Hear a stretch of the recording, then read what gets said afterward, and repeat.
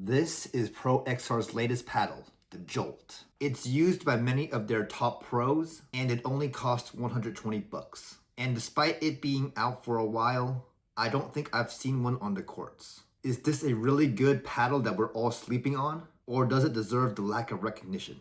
Let's find out. As a reminder, this is a first impressions review, not a full review. I've only played with it for a few days, so I can't speak on long-term durability. I'll be rating this paddle on my new website, My Pickle List, so stay tuned till the end. Shout out to Premier Racket Sports for letting me demo this paddle. Check them out if you're in the Atlanta area. The Jolt only comes in one shape and one thickness. It's an elongated paddle with a 13mm Gen 3 core. They market it with a power switch core architecture, but it just seems like it has like a little foam ring on top. The handle is 6 inches for those of you who like longer handles. But like I mentioned, it comes in at 120, which is really budget friendly. My paddle came in at 8.22 ounces, a little heavier than most paddles, but let's see how it plays. This paddle has above average pop in my opinion. If you get a good counter, it gets the job done. Resets can pop up a little higher if you're not careful, but definitely not as bad as other power paddles. I just don't think this has the top tier pop, which can win you some points that you don't deserve. The feel was very interesting on this paddle. At first, it felt very stiff, and I didn't think I would like it. I demoed the RPM Friction Pro 14mm before this paddle, and compared to that, it felt a lot weaker and stiff.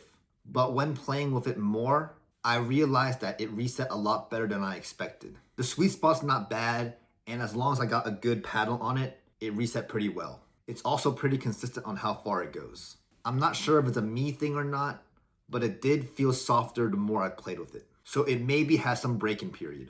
Regarding dwell time and spin, many of you may know I'm more of a top spin player. I felt like this paddle had decent spin and dwell time, but I could have had more. My shots didn't have as much bite as my more preferred paddles, but it could be just a playstyle thing. Overall, I felt like the control was very good. I didn't add weight on it the whole time. The weight may have improved it in stock form, but it was already very solid.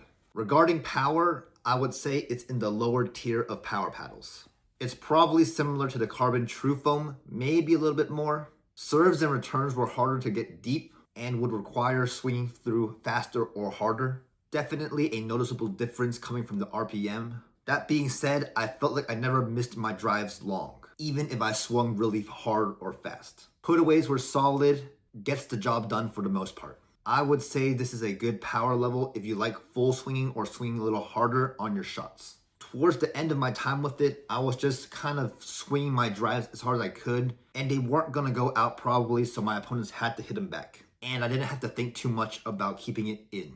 Now it's time to rate this on My Pickle List. My Pickle List is a website that I built to help keep track of all your paddles and also rate them in the process. And ideally, with enough ratings, it will make it really easy to figure out if a paddle is good or not without watching videos like this one. Overall, I think the Jolt is a very solid paddle. It doesn't have anything that makes it super unique. I just think it's one of those paddles that play well and allow you to play well. The Boomstick, for example, is a more exciting paddle, but in terms of allowing you to play well, especially for lower players, I think it might cause more errors than win them points. It is really fun to hit the ball hard, so it's understandable. In terms of a rating, I'm stuck between a 7 and an 8. I think I will have to lean towards a 7. With all the new paddles out right now, there's probably something very similar in control, but a little bit more spin or power. That being said, from a value perspective, 120 is very cheap, and I think it's definitely something to consider if you like budget paddles. Thank you guys so much for watching. Check out My Pickle List to create your own list and see community-driven ratings. Also, join my Discord for the best pickleball Discord out there. Don't forget to like, comment, and subscribe if you haven't already, and I'll see you next time.